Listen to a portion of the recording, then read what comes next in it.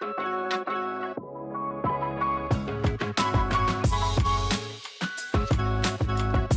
and welcome to the Auto Guide Show. This week, I drive a Lamborghini. Greg drives one of the most anticipated cars of the year. Ford builds something we've been begging for, and there may be a surprise vehicle being discontinued. But first, a word from our sponsor. eBay has reinvented car buying. From click to curb, everything is covered. With their new secure purchase, eBay isn't just where you find your car, it's where you buy it start to finish. Title, financing, registration, delivery, it's all built in. And eligible vehicle purchases are backed by up to $100,000 in protection. This is what modern car buying looks like. Get your next ride on eBay. eBay, things people love. Secure purchase is powered by Carmel Dealer Services, LLC, an eBay subsidiary. Okay, so we will kick things off with a vehicle that has been talked about ever since Honda said they're bringing it back, the Prelude. And guess what? People have finally driven it, including Greg. Sadly, you and I have not. We are both waiting and waiting. Probably, I would say sometime in the new year, we'll get behind the wheel. Shortly after the new year, yeah. Yeah, well, I don't know if they'll put it on in the winter. They might wait till spring, but we'll see. Oh, I mean, I'm supposed to go drive it at some point in January. Oh, well, I guess I'll be driving in the spring. That's right. So, reading Greg's review and talking to others that have driven it, it all seems pretty much the same in what we kind of expected. The Civic Type R parts, of course, work really well on the Civic, and surprise, they work amazing here. This is like what the Prelude was. It handles great. It apparently just tackles corners and rips them apart. The issue, I guess, or the part that's not up to the same capability as the handling is the straight line speed. So no surprises. I mean, not like the old Prelude was a rocket, but at least you had that sort of visceral ripping through the gears and VTEC and the sound, whereas this is just kind of hits up to wherever the power peak is and holds it. So yeah, but I don't know. I mean, obviously, I haven't driven it yet. I have to wait a little bit longer. But I feel like the Prelude, the last one that we had, yeah, it was fairly powerful. You had a 5-speed manual and you could rip through the gears. But I always thought that was kind of secondary to the point of it being kind of a luxury coupe, right? Like it was definitely softer and bigger than other Honda two-doors. And that's sort of what this is now, except it's not necessarily bigger. It's a Civic coupe, but with a hybrid powertrain. And so I read Greg's review a little bit this morning, and yeah, I'm stuck kind of where he is, where I'm maybe a little slightly disappointed because, yeah, a little bit more power would have been nice. Like, just separate this from a Civic in terms of numbers. But otherwise, I actually think this is a really good idea. I just don't think it's going to sell very well. I think a coupe version of the Civic hybrid actually works really well because the hybrid is a great everyday platform, not necessarily the most exciting and engaging, but still like incredible gas mileage, right? So you get something that's very stylish. The interior looks great. That two-tone leather looks awesome. So it has parts that appeal to me. I just think, yeah, like people who want a more thrilling enthusiast vehicle are maybe going to look elsewhere. yeah, and that's just part of the, like you said, maybe shouldn't be called Prelude, like Civic Coupe, because I remember the Prelude a little different than you do. I remember being softer. I remember it actually being more hardcore than the Civic Coupes of its era. It was constantly considered the best handling front-wheel drive car and the fastest like track front-wheel drive car of its era. And the engine wasn't fast or anything, but it was semi-unique to the vehiil. It kind of felt special. And like you said, they could have done it with this drivetrain if they gave it another 20 horsepower somehow. I mean, I'm just making numbers up. Like, it's not like you can just pull it out of thin air, but I don't know, bigger hybrid motor, tweak the engine, who knows? But yeah, it kind of feels like, or sounds like it's a terrific car, but it's missing one ingredient. And like you said, we have to drive it to really know. People may be just getting hung up that it is a hybrid and CVT. So you kind of go in already with that, well, this isn't going to work expectation. But at the same time, I mean, I owned a CVT WRX and it was still a really good car. But after a while, you're like, okay, this is sort of taking some of the fun out of the equation, even if you can manually control it. yeah, like you get up to the peak level of involvement pretty quickly, right? Like it's nice that you get there, but then you're capped.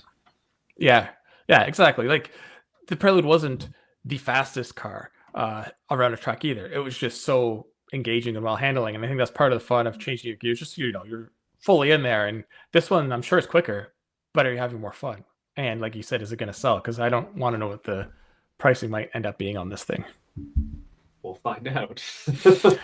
Yep. So I mean, yeah, it's also a start. Maybe they will bring something else out. But I don't know if you saw a report that we posted today or yesterday that Honda said there's no way a manual transmission can fit in this car. So that's it's exactly what I always thought because of the way their hybrid transmission setup is. But it's just sad hearing it officially. Anyway, Yeah. aftermarket, do your thing. Inexpensive aftermarket piece. Boom. All right. So moving on to something else that doesn't come in manual, but I don't care. I was in Italy last week, like I said last week on the show, and I have published the review of the Lamborghini Temerario, which is, I guess, the entry level Lamborghini. But that sounds weird saying that because it's Well, there's nothing entry level about it. It's the the smaller one. The Urus, the entry level Lamborghini. Yeah, I'm talking cars. You're right. Oh yeah, that is the most affordable yet the biggest, which whatever. So this is what replaces the Ercon, which replaced the Gallardo, which was sort of the more smaller, more track orientated Lamborghini. I always found this, and that's exactly what this thing is. I got to luckily drive it back to back with the Rilto, which you drove. So we both have yes. experience in that thing, and that thing is such a fantastic, ridiculously fast, grippy, like supercar grand tour. Like you just get in that thing and eat up eat up miles of road and fantastic soundtrack and whatnot. This car, the Temerario, is way more on the edge. It is meant for track days, canyon carving, going up mountain switchbacks, whatever you like to do. It doesn't have that exhaust thing that this bigger sibling does.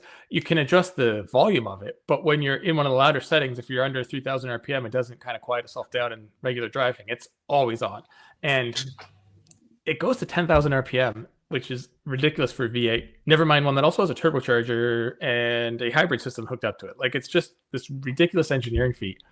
And when you punch it, it actually feels quicker than the Rilto, but it isn't.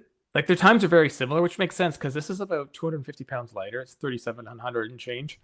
And it's got over 900 horsepower still, which is like the smaller Lambo has over 900 because the big guy has over 1,000 now. So it makes sense why the stats are similar, but that instant electric torque plus the turbo boost, it lets you go. And because this is one of those hybrids where the front wheels are in no way connected to the rear wheels, it's just fully controlled by its own electric motor. It can get squirrely when you punch it. You got to be concentrating and holding on because it wants to start darting side to side, depending on imperfections in the road. And I guess that's a downside of not having a mechanical connection. Computers can be as smart as they want, but I don't know if it needs to be. I don't know. It's crazy. I mean, maybe there's no more tuning you can do. It's got over 900 horsepower. Like, what can you do? But when you get over 6,000 RPM, the people at Lamborghini kept telling us, like, you need to really drive it hard and rev it. It sounds amazing from 6,000 to 10,000. But under 3,000, you just hear clacking and, like, raw engine noise. And it's right behind your shoulder, like all Lamborghinis. But I think this one, the firewall's made out of tissue paper. Like, it's so loudly in your ear, and not the exhaust noise, just the engine noise. And it can't drive at 6,000 RPM all the time. I mean, even driving at like 4,000, where it sounds a little better, going through small Italian towns, like they love it. You're like a celebrity in a Lamborghini, but you just feel weird, like going through town, going by at like 20 miles an hour. So, other than that, it's got a bigger cabin, so it's easier to get into. I have more headroom. I'm no longer looking half at the windshield, half at the roof liner. I can see around corners better. Like they did, like it's such a Lamborghini. They did everything right. It looks good in my opinion. I know some are not sold. I like the chopped off dimensions. I always loved the Sesta Elemento, so maybe that's why. Yeah, Because which was a fantastic looking concept. yeah, because like it's the same thing. Like the rear tires are exposed on this. There's such little rear overhang. Um, it just looks when you see it in person wide, purposeful. Whereas most Lamborghinis look a little long and sleek. This isn't that sort of style. This looks like a little like a little track monster ready to go. So Yeah, yeah, no, great job. I drove the Sterrato. I can't remember the name now. the Last year Strato. Yeah. of the Huracan, which isn't apples to apples because that was the off-road version, but that car was amazing and that V10 sounded amazing. This has improved pretty much everywhere on it, so kudos to them. So my question to you, Mike, because I drove the Revuelto around here on the streets.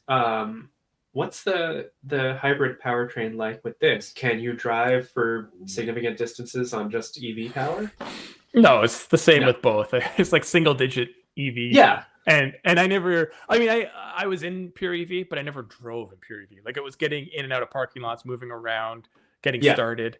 um I had a couple hours in each car, so I wasn't going to waste a second putzing around in EV mode, so I wasn't overly trying it. But yeah, Lamborghini is the first to say it. Both hybrid systems are not about saving fuel; they're about Yeah. adding more performance. So, I mean, in places like we live, you can get a green plate on them, I guess. So there's that. But That was what I that's found was not so the nice in the Revuelto though, is like you can drive around in the city. I can leave my place and get closer to the highway on EV power and not have to worry.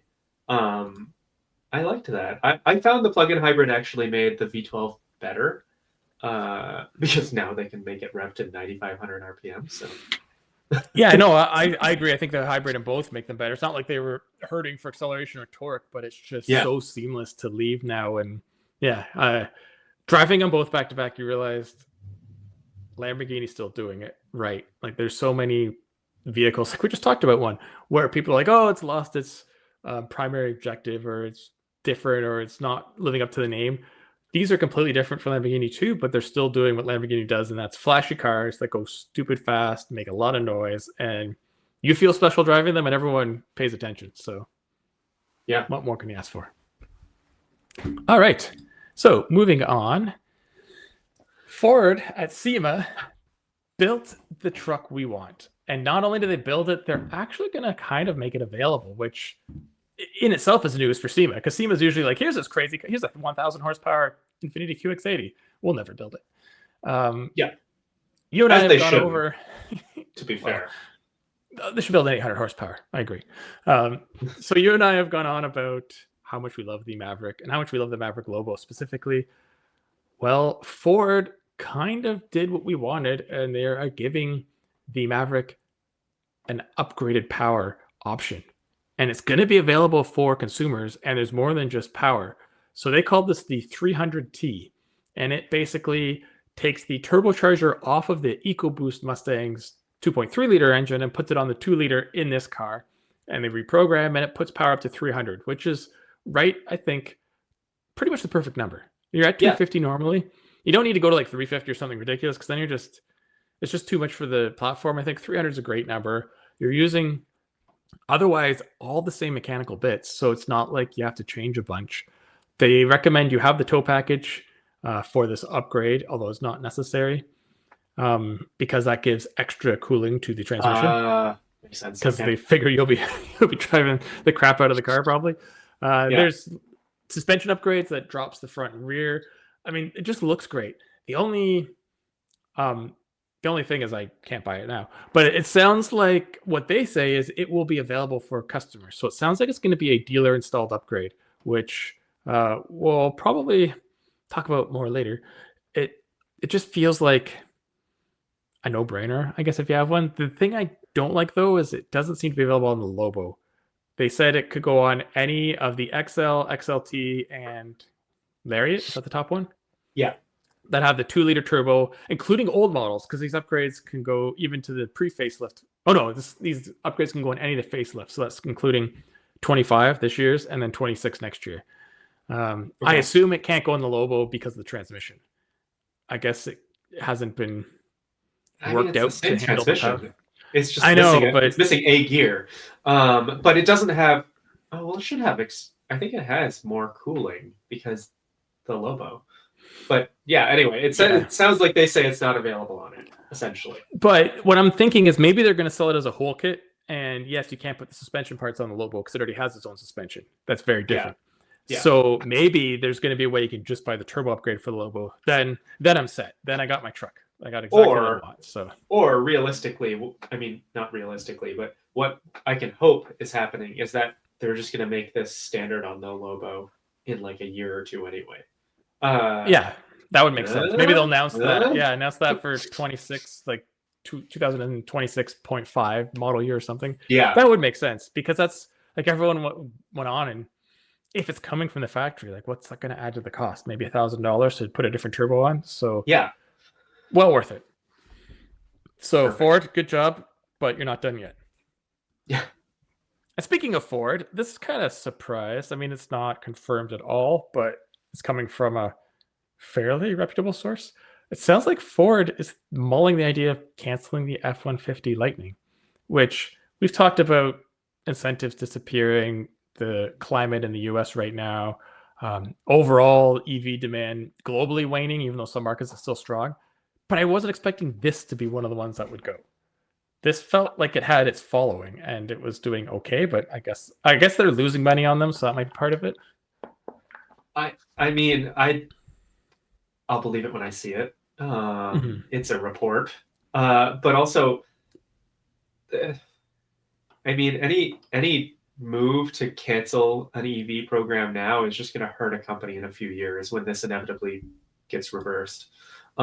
So I don't really.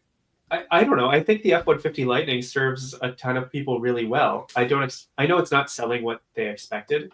I think that peak of expectations from Ford was over 100,000 units, and it's sold at best like 35,000 a year. So Yeah. that's not great. But for a lot of people's needs, as in the people who don't tow or haul things regularly, so most truck owners, a Lightning actually makes a ton of sense.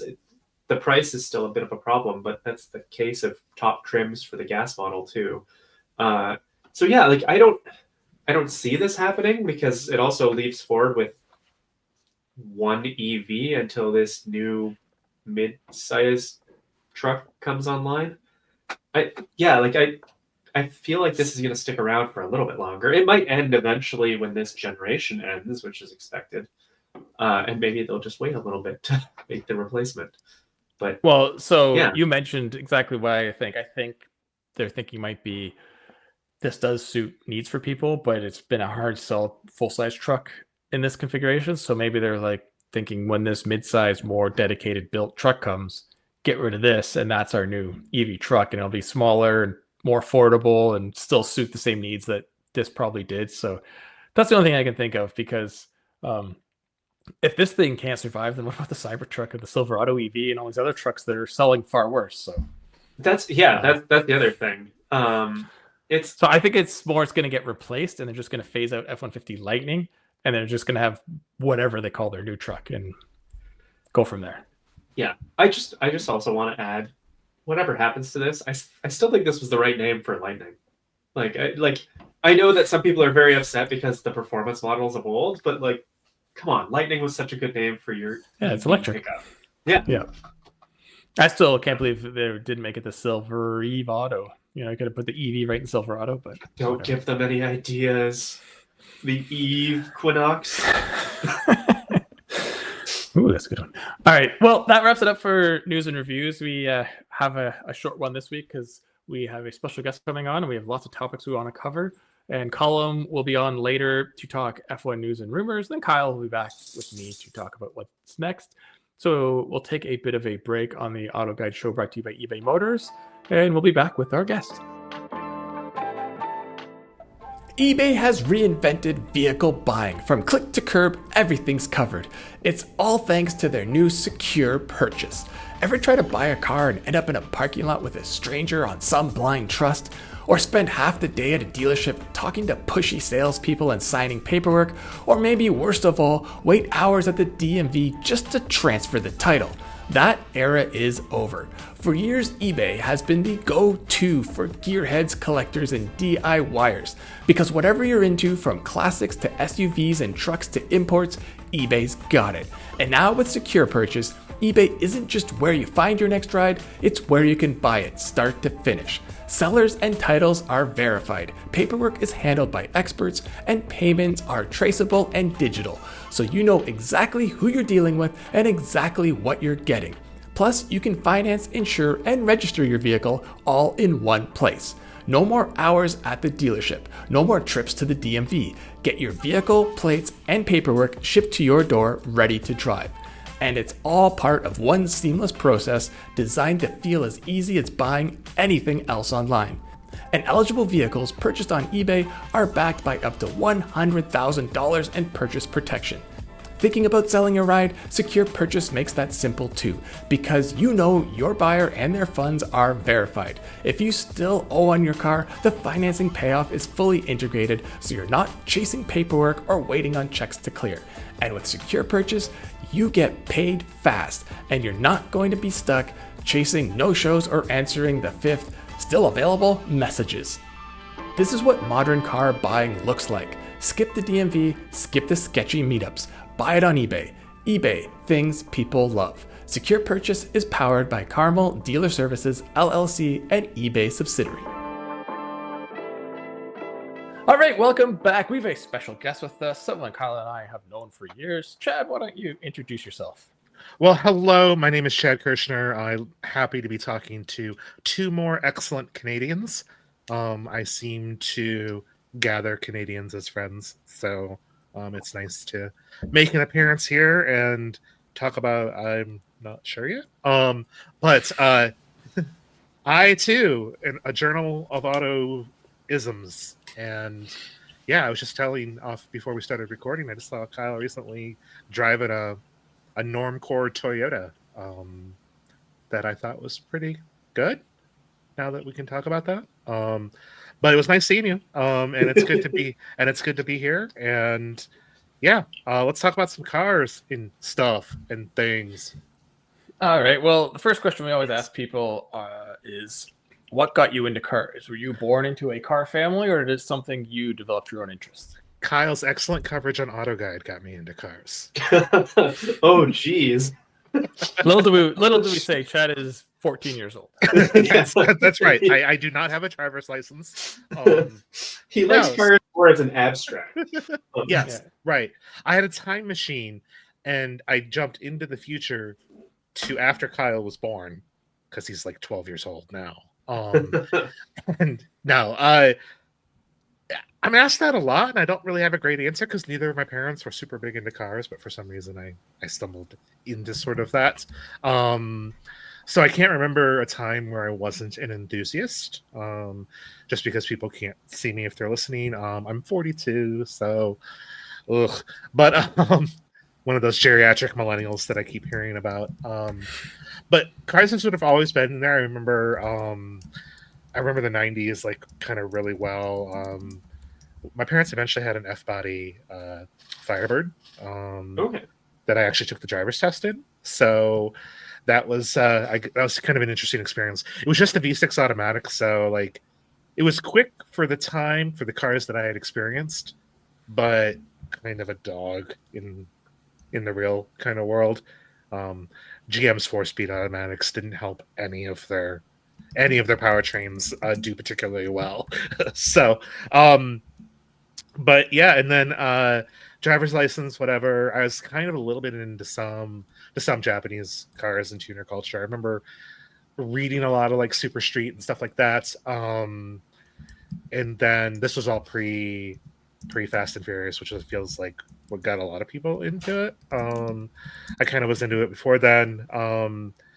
But then shortly after I got in 04, I got early old 04, late 03 actually, in 04 S2000. So one of the first cars that I want to actually talk about having would be that. I had an S2000 for about 5 years. Prior to that, I had some GMJ bodies, which, depending on who you ask, are either the greatest cars in the universe or they're not. My experience was mixed. That's why I'm always happier to talk about the S2000 because it was awesome, and I haven't driven anything like it since. Honestly, like I just it's there. I drive a lot of cars a year. You guys drive a lot of cars a year. Um, there's still something about an extremely high revving rear drive sports car that also has probably the best manual transmission in the universe in terms of feel and action and stuff like that.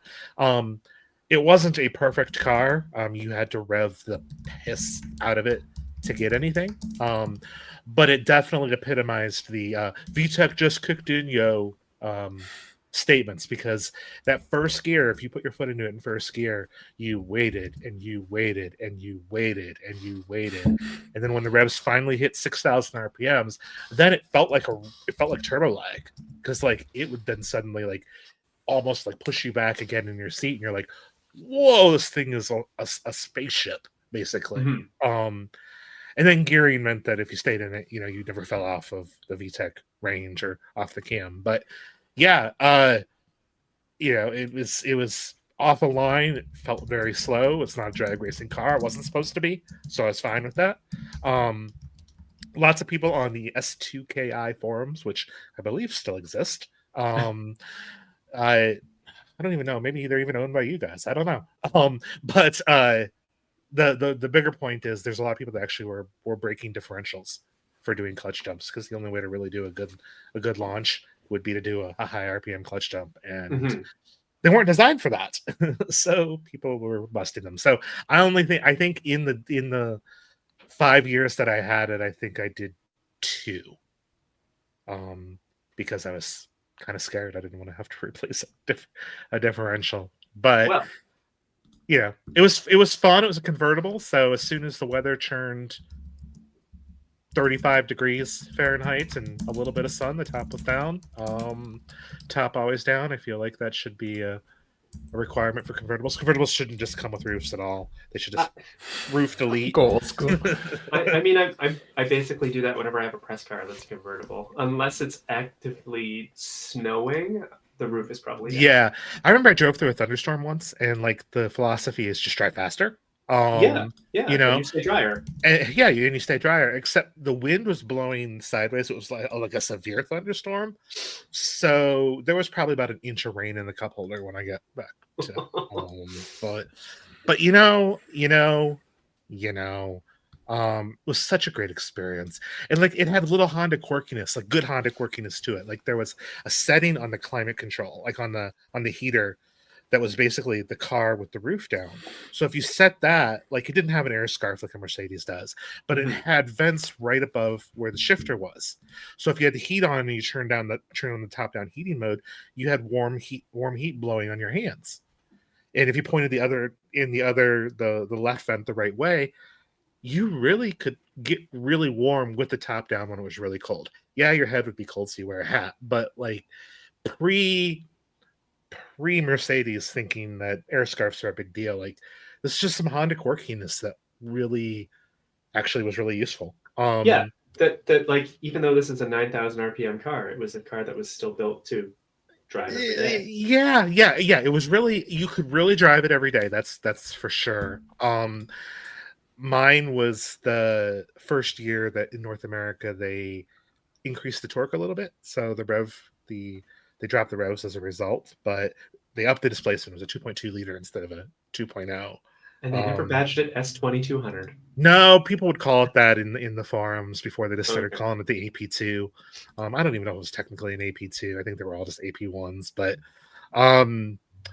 yeah, so it made it a little bit more drivable, a little bit more tractable. Mine was pre-stability control, so I learned quickly what snap oversteer is because I didn't understand a lot of car control at that age. I do now, didn't quite so then. But it was rock solid. Age.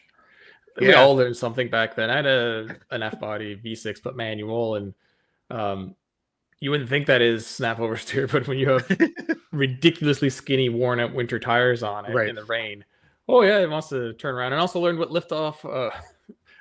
throttle lift off oversteer was my Cobalt SS going way too fast in a corner. I was like, I'll just let go of the gas. All of a sudden the back starts rotating. Well, I was like, that oh, would do it. Did you have the turbo or the supercharge? I had neither. I had the 2.4. Oh, okay. Because the other SS.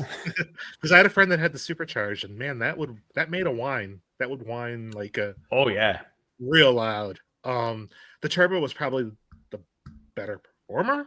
I get why GM turbo was amazing. I remember when GM switched to it, they fixed the suspension too, and it was beating Evos and STIs on track, which was crazy for a front drive, less powerful car back then. But yeah, like they figured out there was that time that I don't know, GM figured some stuff out. Like they're like, no, we really want to be in this compact car performance thing. And for the domestics, there really was there was the SRT Ford Neon. Never called a Neon. Yeah, I'm aware. Yeah, but it's I need to differentiate it between the SRT Ford Caliber, which is the worst SRT car ever built. You're like 285 horsepower from a turbo 4. I was like, this is amazing. Then you drove it, and you're like, oh, yeah. So the Neon version was superior. But Ford had you had SVT from Ford. With the Focus, that was pre-STRS, all that sort of. That car was interesting too. Because it was pretty much because it was pretty much the Euro spec with. I thought the body design was probably the ugliest of the group. Personally, I know people that loved it, but it kind of had those weird kind of curves, but also angles. It kind of looked like an unfinished sprite in a video game. But at that time, everybody was buying Civic Si coupes. Like that was the thing that was pre hatchback. Like that was the default. You want a small, reliable, fun car to drive, you go buy a Civic Si. And you want my theory on that era of what happened? Yeah, you're right. Please. Everyone was buying the Civic Si, and the SVT Focus was great. And then Dodge brought out the SRT4, and it was like the muscle car of the small compact tuner cars. Like it was just so much quicker and powerful, and it had the Neon always had a good chassis, so it handled well, and it just kind of blew everything out of the water. So then the WRX was finally here, and then Chevy tried the supercharge, and by the turbo, they went in typical GM fashion and perfected the car, then canceled it. Yeah, they do that. That class just got so out of hand that it got expensive and almost too powerful in performance for the kid that wanted these cars. Even the Civic in 06 went to the 200 horsepower SI, and it's just like the typical. They kind of they didn't price themselves out of the market, but they almost performance themselves out of the market. And then interest was waning. The Top Gear, Fast and Furious crowd were getting older and moving on, which is a discussion. Because it's us. Because you can still buy a Civic Type R with a big old wang on it. So it's like, we're still kind of in that culture. But no, the Civic, the 200 horsepower one, that was the weird looking hatch that had the shifter like on a minivan, right? Oh no, that was the 160. That was the SIR. Oh, that was the 160. Okay, yeah. And the 200 was the first wedge with the dual plane. Oh yeah, cluster and everything. Yep. You're right. Sorry about that. The SIR was the European one, basically just imported. It was built in England. Yeah, those are really cool. They just rust like crazy. Yeah. But then we're not even talking about there's like other stuff too, like the Sentra SER. They had they had the Spec V, which was a torque steering monster, but not like the 3. Nothing beats the Mazda 3 for torque steer. No, that's for sure. I just think it's funny that torque steer was an issue with 200 horsepower with front wheel drive cars at the turn of the century, and now we have 320 horsepower front drive cars. And we're like, it's fine. Kyle, I learned to drive a 94 Cavalier with a 3-speed auto and a push rod 4-cylinder that made 120 horsepower. Yeah, and that thing torque steered like crazy. it was a big problem in the 90s and 2000s. We've really figured it out since, but man, Eddie, like those Mazda 3 speeds, the first gens. Oh, they were ridiculous to drive. It was like the first gen Grand Prix GTP was the same thing. You just punch the gas and you roast the tires and kind of hold on to where the car wants to go. Yeah, you were a passenger at that point. Man, the Mazda speed, that was in some ways that was kind of a revelation, kind of a car. Like it felt like if you had one of those, like you kind of knew something that maybe everybody else didn't. Because I think there was a lot of gravity towards WRX and the Evo kind of crowd, the Impreza, or not the Impreza, but the crap. My brain is old and falling out of my ears. But like people were like, yeah, the Mazda Speed 3, like that's the car to have.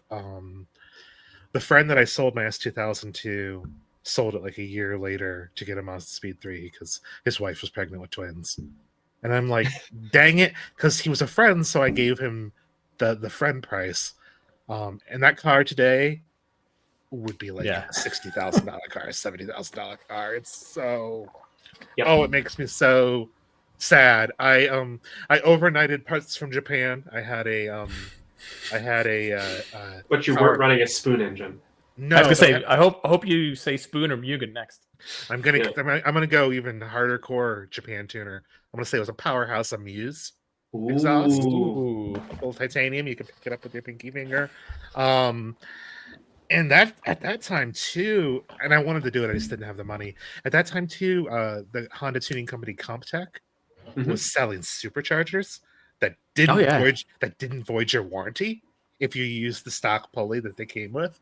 So a friend of mine had a 330 horsepower S2000. That thing was bonkers.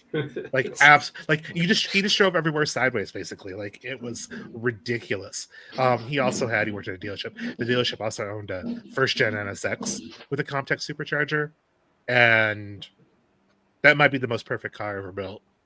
Like, so I kind of got two quick things you just reminded me of. That era too, the Mazda 3 Speed 3 was right in it. But remember too, back then, like every manufacturer was like, here's our way overpowered compact car. Oh, but for a bit more money, bring it to the dealer and we'll give you more. Remember GM's Cobalt had two stages. You get to 300 horsepower in the SS, and the Neon SRT, just the SRT4, it had stage kits you could buy. And I remember like the Cobalt, it was like $500 and you got 40 more horsepower. Yeah. Like it was unbelievable. Like if you bought the car, why wouldn't you just do that right from the start? And it again didn't void your warranty because GM did it for you. Yeah. Yeah. Well, GM technically still does that now. Like with the full size SUVs, I think you can get there's some, I don't even remember what the kit's called anymore, but it's like a small upgrade price, right? And then you just unlock a few extra horsepower in your V8. Not that you need it, and it's not exactly the same target audience. What I think is tricky, what I think is kind of tricky now, to kind of your point, Kyle, is like you can go to like a dealer. Like I've got a dealer friend that owns a massive chain of dealers in Columbus, and he's a Roush dealer, so like you can order a Mustang, and Roushify it through him. The whole thing happens through there, but Roush handles the warranty though. Like the same with some of these other performance tuners. If you get like a Hennessy or a Callaway, I don't even know if Callaway does Corvettes anymore, but like you get one of those tuners, like they were the ones warranting it. Like back when we're talking like with like Comptech, like if your dealer was an authorized Comptech dealer, like the dealer fixed it. I don't know who they built. I don't know who they built the warranty work to, if it was Honda or if it was Comptech, but Honda said it was cool. Like, and that's so cool. At the time, GM's like, oh no, it's cool. Like, here, give us some extra money, and we're gonna, because they wanted in on that sweet mod money, because everybody wanted to modify their cars, and now it does. And like we said, there was the hot import nights, Fast and Furious, Nopi, all that. Sorry, just one more thing with the Cobalt, because I love asking this question. See how much people are car nerds. That 2-liter turbo, showed up in the Solstice and the Opel GT and the Sky. Remember those rear-wheel drive? Yeah, the Sky Redline. What was the other car it showed up in? The most obscure car besides the GM's front and rear drive cars? Was it in the Saab? No, it wasn't the Saab engine. I always thought it was growing up, but no, it's in a manufacturer who is technically maybe selling cars again, maybe not. They keep coming and going. With Daewoo? They make an SUV and a car, and they're both electric. More so the SUV right now. It was the engine that was the hybrid generator, I guess, in the Fisker Karma. Oh, that's right. Yeah, that was. What a weird place for that engine to show up. Or Ecotech, anyway, you ask. Yeah, since we're talking about these cars back then, we need to shut out the more sophisticated mid-sized siblings to a lot of these cars. Like, remember the SVT Contour with that 200 horsepower V6 and the Mazda Speed 6 with the all-wheel drive, like the Speed 260 6 was something. That it had was so an much amazing potential. car, but it was so temperamental. Like, those things broke like crazy. But all-wheel drive, that amazing-looking body, a big, powerful 2-liter manual, like, it was everything. And I mean, shout out to the show. The first gen, Yamaha. Maybe not the last gen. Maybe not the last gen. No, definitely not the last one. Sorry, but the 90s gen, the spaceship. Yeah, but I mean, it was there. The first one was obviously the value. Yeah, first one was awesome. Yeah, it's just funny because Conan O'Brien still talks about the show that he had, because he was like a famous car owner. It's like stuck at some lots at ABC or at NBC, I guess.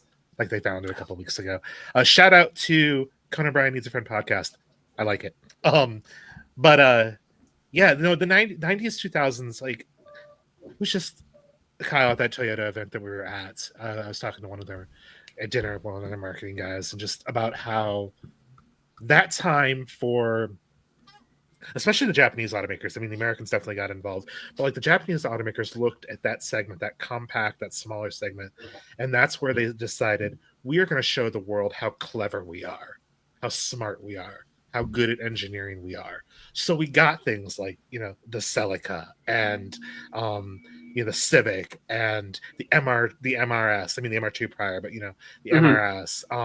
The cars that like they spent a lot of engineering talent on crap boxes, so that people could go take those crap boxes and modify the crap out of them.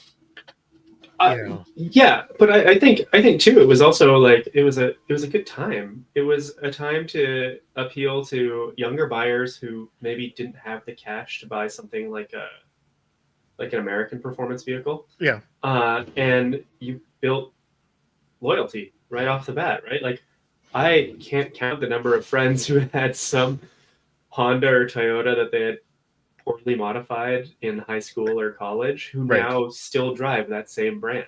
Like, well, you get that and you've locked them in. Yeah, the marketing works. Who would have thought? But also at that time, especially, you couldn't get I mean, we all wanted a Type R, we couldn't buy them here, but like, maybe you couldn't get an Integra Type R, but if you went and bought a Teggy, like, you still had fun. Mm-hmm. Like, there's like the halo of each of those affordable trim levels, like something maybe you could aspire to or whatever, but you weren't shafted if you got the cheaper model. Maybe you didn't get as much power or whatever, but like handling would still be there, or some other thing would still be. You still got the essence of what the halo trim of that car is, whatever. Yeah, whatever. Yeah. Couldn't get a Cavalier Z24, so you got the LS. Oh no, wait, that's not a good example. I had a friend that had a first gen Z24 convertible, and he with a 2.8. Yeah, and he basically rattle canned the paint on that. Like he hand sanded the car, and he did his own Bondo body kit, like designed his own. It was a good 100-foot car. You look at it 100 feet away, you're like, hey, that doesn't look too bad. Get a little closer and you're like, but he loved it. Yeah. I mean, he loved the car, and as much as he did what he could. And younger me was like, I couldn't do that. Older me appreciates the effort, for sure. I'm glad you brought up the Celica, Chad, because that's sort of the forgotten one there. And it's to me, it's always been like the what could have been. Like, it looked amazing. Like, it was so out there style wise, and Toyota gave it the high revving engine, but when it came out, like, everything else was going turbo or way more power, and it was like 180 or something. It just could never keep up. And remember they had the Matrix version, the XRS Matrix, with that same engine and 6-speed. I remember, and it was like cool, but I remember I drag raced one at an actual drag strip with my Alero, and I beat it, and I was like, they're that slow, but it was just one of those, like, it's 180 when you're in that tiny little power band at the top, but if you're not, the Matrix, like 2000, the Matrix, the Matrix though, like, if you bought the Pontiac version, you got the deal, because you got all the Toyota hardware and the reliability, but not body Toyota but didn't pay the Toyota price. It's true. Yep, it's true. Yeah, it's true. So that's kind of Toyota liked it so much they sold it in Japan themselves. Yeah, Yeah. Well, and Yeah. that Celic engine you were talking about, I mean, that ended up in a Lotus, did it not? Yes. It I'm Yeah, pretty did. sure. replaced the Rover. Yeah. Yeah. So Yeah. Toyota engines ended up just being the heart of Lotus for decades. yeah, Yeah, look at Really. yeah. the Camry V6 with the Yeah. supercharger. Yeah. Yeah. That's the thing is that people are like, oh, a Camry. And it's like, well, if it's good enough for Lotus, it's probably good enough for Remember when you could everyone. buy a Tacoma and check a box to have a TRD supercharger installed by the dealer? This is the thing, right? Like we were saying, Yeah. it's like you could just multiple brands had superchargers that you could just add on. You were just like, yeah, Well, sure. Like Nissan. and right now, gosh, this is editorializing maybe more than necessary, but like right now, in some ways, we're going through an affordability crisis and things like that. I think it's going to get worse. But like, Mm. you talk about automakers and margin, and like the American automakers, like, oh, we got to build these big trucks, we got to build these high margin vehicles. We only make like $300 when we sell a Sentra. Well, then offer an aftermarket catalog. Don't just offer some accessories. Like, offer a supercharger, charge $5,000 for it, Yeah. warranty it, whatever, right? Like, or whatever the price needs to be. And man, that S2000 supercharger was $3,600. Why didn't I get it? Why didn't I get it? But like, like, oh, we want to increase margin. Like, let's start doing some of that stuff then on these. Yes, not everybody wants that kind of thing, but let's make, I don't know, make cars cool again. Like that's a bit unfair. There are some pretty cool affordable cars these days, but But Maybe. but how do you make cars cool to a different generation, right? Like what we valued in the '90s is very different than what buyers want nowadays. Never mind the fact that under 30s make up a much smaller percentage of the new car buying sure. market. Well, there's still an affordability thing, but Yeah. what I mean, to me, tuning culture is not significantly different than the computer tech modding culture that you have today, or that you had a couple of years ago, especially. Yes, you are modding a different thing, but the enthusiasm and the drive and especially like an overclocking and things like that, that's Mhm. all. I mean, people visual mod too. Like it's the same mindset. It's just maybe a different canvas. So I don't necessarily think you're too far away from drawing a connection. And what's really interesting right now is we are, yes, a bunch of old fogies talking about the glory days, but retro computing is back in a big way. And why couldn't it feels like maybe there is a time to grab an audience like that maybe is a little bit retro, that definitely is into modifying and stuff with hardware, and pull them into our, oh, here's another toy that you can potentially play with. Yeah, and to build off that, I feel like that you hear these rumblings that the younger generation is also kind of moving away from the tech overload of Yes. modern cars and just daily life in general. And it's like, get a 90s era car. A 90s Camry is still only halfway through its life cycle. So, I mean, Right. if we have an affordability crisis, not that I want to say the fix to that is just buy used cars. I think OEMs really need to No, they address do. I but agree. but there is something to be said for just getting an old, very reliable used car and kind of tinkering with it. Well, Part of and it. please go So I ahead, was Mike. gonna say part of the problem I think with the modding today is back in those days you just had a chunk of aluminum or iron under the hood that you could get so much more power out of. Nowadays with emissions and fuel economy standards, the OEMs have already squeezed every like possible pony out of a lot of these cars. All these tiny turbocharged engines, it's not like you can just go somewhere and be like, give me more power.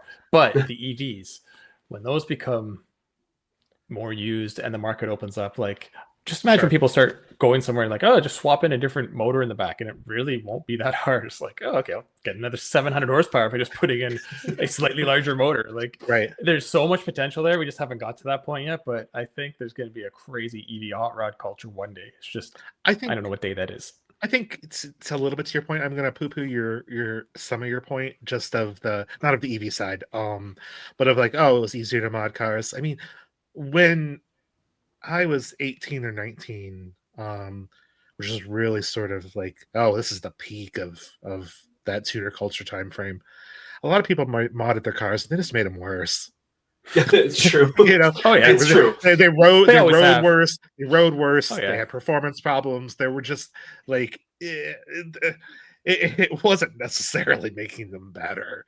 No, it was just easier to make them worse. But yeah, I think Yeah. even today, like there's people who get stock M3s and they destroy people who modified their M3s on a track because it's put together the way it was supposed to. I was telling the Polestar people I love that they sell a car that has a suspension that I can intentionally screw up. Like, you know, I can go in there and I can make an adjustment and I can make this car objectively worse. Yeah.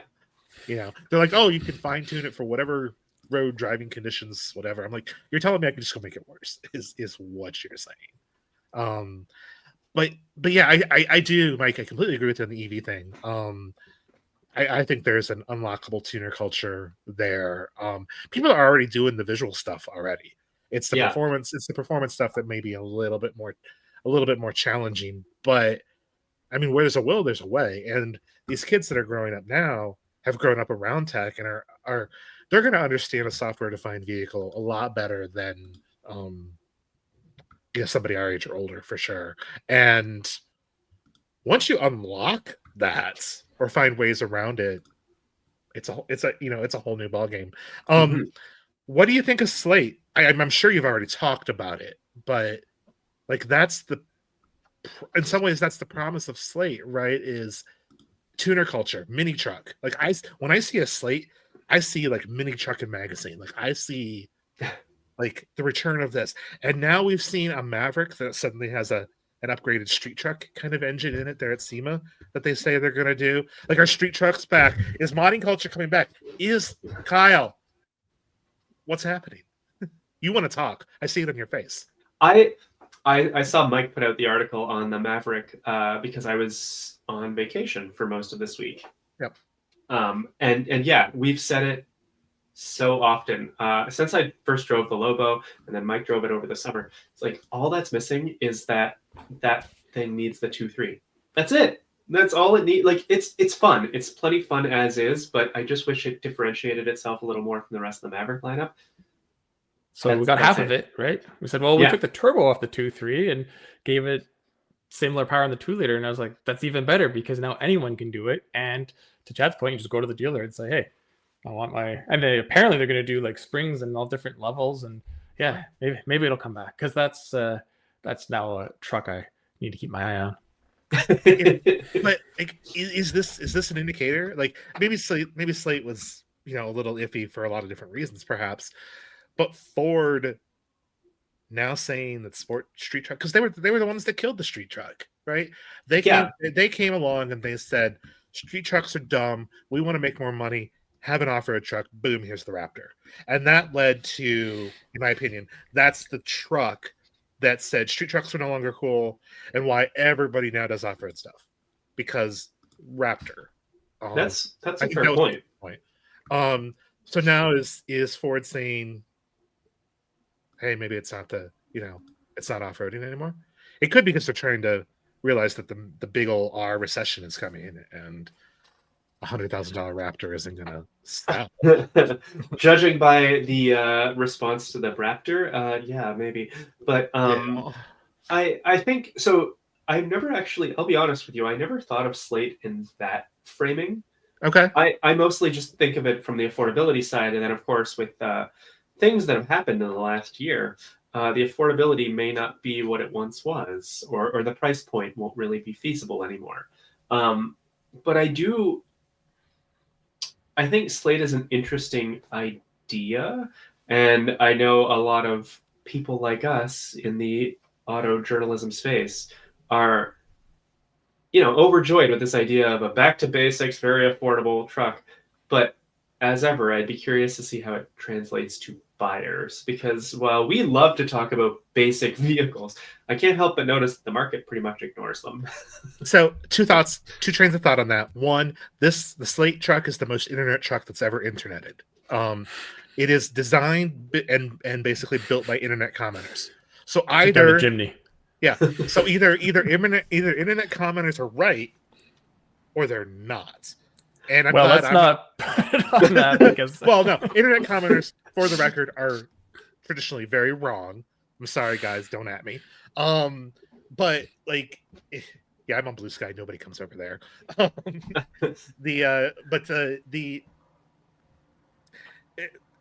Yes. It's gonna. I'm glad I'm not spending my money to see if internet commenters are right. That being said, pricing of what you see in a dealership is also, to put it the most polite way, a self-fulfilling prophecy. Lower spec vehicles make less money. So dealers make less money in the sale, automakers make less money in the back end. So what's the incentive for the automaker to put those base spec vehicles to send them to dealerships? And then they turn around and say, well, nobody bought the Ford F-150 XL, so we're just going to kill it. Well, nobody bought the XL because you didn't have any in stock at dealerships, which Americans like to buy off the lots. And I don't know if Canadians are like that. Europeans don't care. But, I mean, Americans typically buy what's on the lot. So if you don't have that there and you're not stockpiling there, then you turn around and say, well, nobody bought them. This must have been terrible. Well, nobody bought the Mach, or nobody bought the Lightning. Well, did you stock it? Well, so yeah, yes, I don't think people want a car that they know is cheap. Like, I don't want them to feel, I don't think they want to feel like they're poor. And the Slate may be too basic to where it feels like you're poor and then you're just not being cheap. I think that's my risk with that. But when you talk about like just affordability and things like that, like, yes, no, people don't want to feel like they're being cheap, but you walk into a dealership and you see a base spec Rogue and you see a fully loaded Rogue. Your dealer isn't going to tell, oh, wouldn't you like this? Or you go in and you look at a Versa and suddenly you're driving out with a Sentra because the dealer salesperson's like, well, you don't want to necessarily be seen in that. Or, oh, I can get you a better deal on this or whatever. It's very, it isn't a direct connection between people don't want, when they actually vote with their money, they don't actually want cheap cars. I'm not entirely convinced that's 100% the case. I don't think that there's a clean test, a scientifically verifiable way to tell, because there's too many variables in that. No, that's fair. That trigger that. Now, the Slate itself, brand new car company, hard to trust somebody that's brand new. And these trucks are going to be cheap. Like, price wise, I don't know, but they're going to be cheap inside. That could be, like, I think there is a tuner culture that will grow behind that enough to make the company profitable. I don't know, probably not. I think that if GM came along and bought Slate and offered that truck in the bigger scheme of General Motors, I think it could do well and would do well as an entire car company based around one product. And where do they go from there? How do they expand beyond that? Even if that truck's hugely successful, you're not going to build a Slate sports car. Maybe you don't need to. Well, you could be. There's a Scout problem worse, I think. There's a brewery. I mean, now they don't do this, so it doesn't count anymore. But there's a brewery in Toronto that used to just do one type of beer, and their whole thing was like, we do one beer really well, and so maybe Slate could just be like, look, this is all we make. This is the one thing that we do, and we do it fantastically. But the cost of entry, yeah, to make a beer is way less than building a car. A little bit. It's in some ways, I think you mentioned, it's kind of like the Scout problem, which our friend Stephanie reminded us on the Honda trip, which is, you have an SUV and a truck. What do you build from there? Either bigger SUVs, bigger trucks, smaller SUVs, smaller trucks. You're fundamentally just running whatever you have through a copy machine, and that's it. Like, you can't make a Slate sedan. You can't make a Slate or a Scout sedan or a Scout sports car, because that goes against the idea of Scout. Like Jeep can't make a car. Subaru's figure out a way to kind of cross those barriers a little bit, I think. And they do a good job at it. Though they don't really sell sedans anymore. But I don't see how I don't see how a one car company can succeed, especially if you're limiting yourself with the people. That being said, I also think that if if Mini Truckin' Magazine still exists. Maybe it does. Like that would be a cover car. Like that would be something that would get people excited about it. Oh, there could be a whole like wing at SEMA dedicated to Slate trucks. Right. Yeah. I don't know. It's maybe two well, with that we should probably wrap things up because we've been we've wandered, taking up a lot of Chad's time here. And let's all hope that you guys wander. Never. Tuner culture comes back. I have an important question to ask, though. I don't think we ever have a path for listeners, viewers. I have one important question. Chad, where can people see, read, hear you? Oh wow, that's actually that important of a question. I thought you were going to be like, is a hot dog a sandwich? To which I ask everybody that when I meet them. To which I would say, no, it is not. It's a separate thing.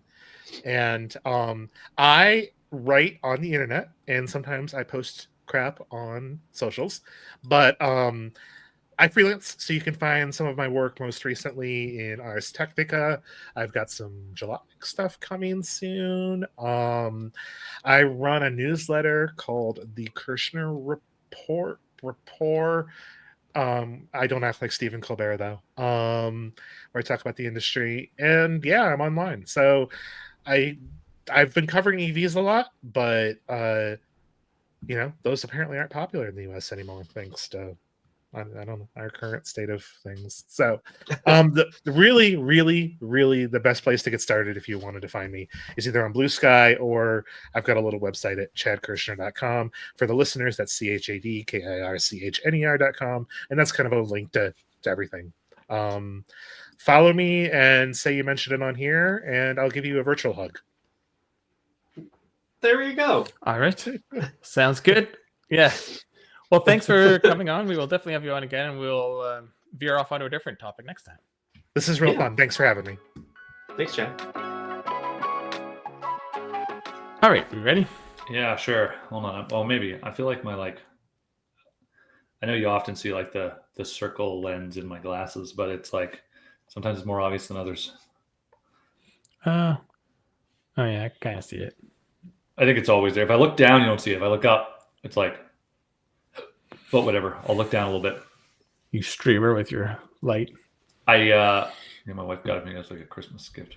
So it's like, here you go. So yeah, you should talk. You got like all this great lighting, and really, I think it's using your phone camera. It gives you such a much better picture. Like you're so much better quality. All right, ready? Yep. Okay, that was a great interview, and now we move on to talking about Formula One news and rumors with Colum. Welcome back. What do you have for us this week?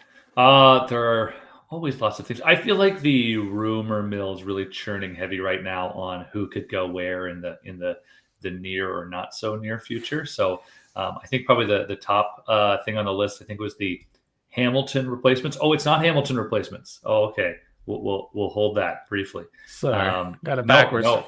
That's okay. It's interesting. I actually debated myself which one we should queue up first. So there's many changes being discussed. So not only is 2026 going to be the brand new cars, new teams, 11th team, change everything up like crazy, but they might actually change a bunch of rules. So apparently there is a proposal that is in front of Formula One that I guess Liberty Media is supporting, and apparently some of the teams support it too. About trying to make the races more interesting in the future, and in particular trying to make it so that people aren't out there putting around to try and conserve tires. So there are two options being discussed. One is the potential of having 2 mandatory pit stops every race. The other is that all 3 tire compounds would have to be used. So the all 3 tire compound thing seems a little strange to me. I mean, I guess just because it's less normal than what we're currently in, like, pit stops are pretty normal. So, but I think the whole idea is, it's funny. The last time I was on and we chatted about how that the Mexico race was like good the whole way through. And I said, even normally in a good race, there's a period in the middle where it's kind of like, yeah, you could go to the bathroom because there's not a lot happening. And I think they're trying to avoid that. They're trying to make it more like a sprint where it's, guys got to go all out all the time. So none of these are decided on. I don't know when the exact meeting is, but it's relatively soon. But that'd be a lot to take on in a year, right? We've got new cars, new team, all this, if they change a whole bunch of the regulations as well. I don't know if they'll jump on it right away, but it's interesting to say the least. Yeah, I like the idea as well of doing something, because we've talked about the races are too long and there's a lull. It's not they're too long; it's the lull. It's they pit early and then you just have to wait till the end to see whose tires fall off or don't, or they're conserving for the first 2/3 and you're just parading until the end of the pit stop. So I guess you can't make it where you make the tires worse. They have to change them, because then they'll just try to conserve them in different ways. But mandatory 2 stops is good. Like, more stops the better. The 3 compounds I'm actually interesting, because some series have done that in the past, and being a video game racer, that's always something we try to put on, just because it makes the strategy interesting. So yeah, I'm good with either. It's just more stops means more chaos, because then you're gapping people and timing things out, and More chances for things to go wrong, which is also fun or bad if it's your team where things go wrong, right? But I always feel like, sorry, go ahead. I was gonna say 2 stops at Monaco might make it somewhat interesting. They have to. They have to do that. It's. I think they discussed that last year, and they really should, because it needs something to make it more interesting. But I think it's just a case of I always think there's the law of unintended consequences, right? Like, you never know how they'll make a rule for something, and then it gets exploited a different way, right? And it's like, well, actually, we mandated 3 tire choices, and somebody figures out some weird situation where okay, well, I'm going to run all the hards until the last 2 laps and then swap again, or something weird like that. I have no idea. Or the first 2 laps, let's just pit and then go on some other tire. Like, someone's going to find a funny way to exploit it no matter what they do. So we'll see. But I like that they're thinking about it. So yeah, like you could easily solve all this and force the pit stops and whatnot if you do it with fuel. But since fuel's been banned for refueling a long time ago now, and rightfully so for safety, I get it. But like, that's the easy one, because you can only save so much fuel. No matter, like, if you drive too slow, then they're going to pass you. Whereas tires, it's a little different. So yeah, I hope they think of something. I don't like. They're not going to go to stages like NASCAR. Like, that's too much. But the 2 pit stops is interesting. The stages thrown together, 2 stops and 3 compounds, and then people are all over the map trying to figure out what's the best strategy. That is true. The more different items you can introduce, the more interesting it was. Like, if you think way back to the sort of Michael Schumacher days, when there was 2 different tire companies, right? Because then it was like, look, it wasn't just how the Michelins, it's like how the Michelins go here, how the Bridgestone, yeah, I think so. We'll do, it was Michelin and Bridgestone, I think so, or is it Pirelli and Bridgestone? Either way, the way it would work out, right? And there would be tracks where, would favor one tire versus another, or it would change your pit stop strategy throughout the race. So I think the more different things you can introduce, the better. Or we just do some weird balance of power thing like they do in WC or something like that. I don't like. I know. I agree. It's too contrived. I actually liked World Challenge, where they would, like, if you came first, you get 50 pounds added. If you came second, you get like 25, and then you get a few, and then so the dominant team would go out, they clean up the first race, they'd win the second race, and then the third race they'd be like 5th.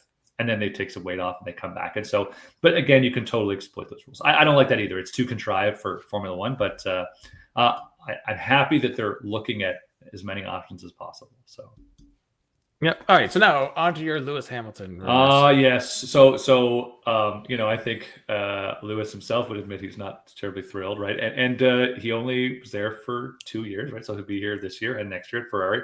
And the rumors are spinning already of who will replace him. I have seen the 2 top discussions rumors out there. One is George Russell, and the other one is Ollie Bierman. And it's funny, actually, my daughter came to me yesterday and she's like, have you heard this nonsense rumor that Oliver Bierman's going to replace Hamilton at Ferrari? And I was like, hold on. I'm like, that's not as far-fetched as you think. Like, first of all, I think if Hamilton doesn't do well next year, like, both the team's not going to want him anymore. They're not going to want to pay his outrageous salary, and he's not going to want to be there. He's not going to want to be there doing mediocre. Like, he's not interested in doing that either, right? So it won't be like he's begging for a job and they don't want him. That won't be. It'll be a mutual, like, see you later.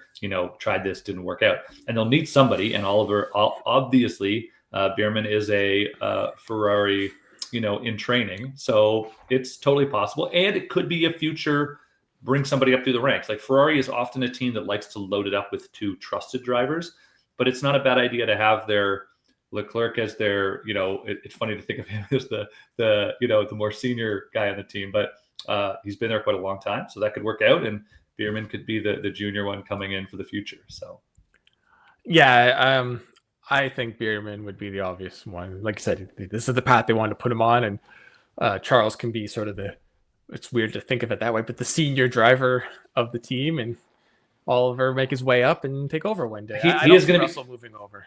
He is going to be a married man now. Georgia, Charles Leclerc, Chuck Leclerc. So, he's going to be an old man with his dog baby. So he'll be very responsible. We'll see. Yeah, we'll see. It almost feels too like silly season hasn't been that crazy this year because of all the other craziness next year. People have kind of locked in already. So people are just trying to think of stories. But I think after 26, there'll be some changes for sure. Oh, yeah. Well, we still have, 75% of the Red Bullish seats undecided. So there'll still be lots of discussions around who gets in there. So doesn't matter. I mean, they're all going to get replaced a couple races in anyway. Exactly. Yeah. They each get a half a year and then they get canned. And Helmut Marko is going to drive for the team instead. Yeah. All right. Got anything else before we go? Just very quickly, I just before we were hopping on here, I saw Audi posted on their channels that the F1, their F1 project has a big update coming on November 12th. So that's what next? Just a couple days away. Yeah, exactly. And they had a little video they released with some shots, but they're super blurry and like overexposed, and you can't tell anything. So I don't know if it's going to be it's not going to be a car debut. It's too early for that, right? So it's delivery. Are they going to show like a car concept? I mean, who cares? A car concept? Like I could build one. Like, I don't know. It just doesn't mean anything. So I just suspect it's a bit of marketing hype to keep the interest alive until they get closer to the big deal. So maybe they'll show their uniforms so they don't give away the car. I don't know. There you go. That's not a bad idea. Like, what are you going to do with delivery? Well, I guess they could put delivery on the current Kick Sauber car and then reveal their actual car. If and when that big event happens again, or if they're all doing it on their own, I'm still not sure. So, yeah, let me look into that for you. I should find out if that's happening or not. But I feel like, we'll see. We'll know next week. I suspect it might not even be newsworthy. So, all right. Well, thanks for joining us, and next week we will cover if that was any good, and I'm sure there'll be tons of new rumors and more racing to talk about. So Sao Paulo's this weekend. So, Yep. we'll talk about that. That's always interesting. So I'm sure we'll have something to talk, some fallout from that. So, yep. All right. We'll talk to you later. Awesome. Take care, Mike. Okay. So before we wrap up the Auto Guide show brought to you by eBay Motors, we'll just take a quick look at what we've been doing this week. I'll start because Kyle will get to what you're doing in a second. I have been home all week and I've been driving the Fiat 500e.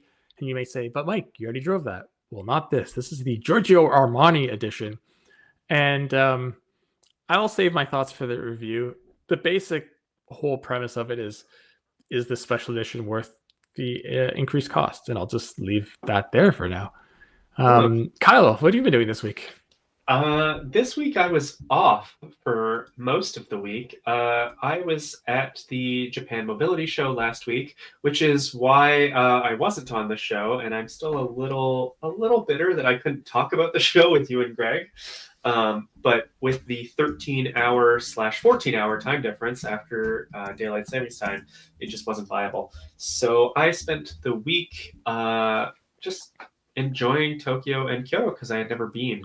And wandering the streets, trying a bunch of food, enjoying all the cars that we don't get here. And a lot of cars that we do, no one warned me that Tokyo has so many unexpected cars on the road, like a H2 and a PT Cruiser and old Beetles and all the newest Ferraris, like the 12-cylinder. It was nuts. So I came home late Thursday night, I think. I don't know what day of the week it is anymore. And I just came to record with you, and I have a Volvo EX40 sitting downstairs that I'm going to enjoy for the weekend, which technically we've driven before. It's just now it's named different because Volvo changes its names every year. So it's the electric version of the XC40. All right. And then next week, you and I are both in some SUVs, very practical mainstream ones. Yes. I will be driving the GMC Terrain Denali. We haven't actually driven the Terrain or the Equinox since the updates, so I'm looking forward to that. I actually drove the last gen Terrain Denali, so it'll have a very good direct comparison to what it's like. And what will you be in? I will be in the Hyundai Palisade XRT Pro, which I drove for the first time in the summer, and then I recently drove the hybrid calligraphy version. So now I'll be getting back into a gas one. And I think it was originally actually booked for you, Mike. And so at some point during the week, I'm going to probably meet up with you so that you can try it too, because I've spent plenty of time in the new Palisade, and I really think you should too. Yeah, no, I want to try it. There's one in my neighborhood, actually. Someone already bought one, and I keep seeing it. And it's, you can't mistake it for anything else, that's for sure. This is true. Yeah.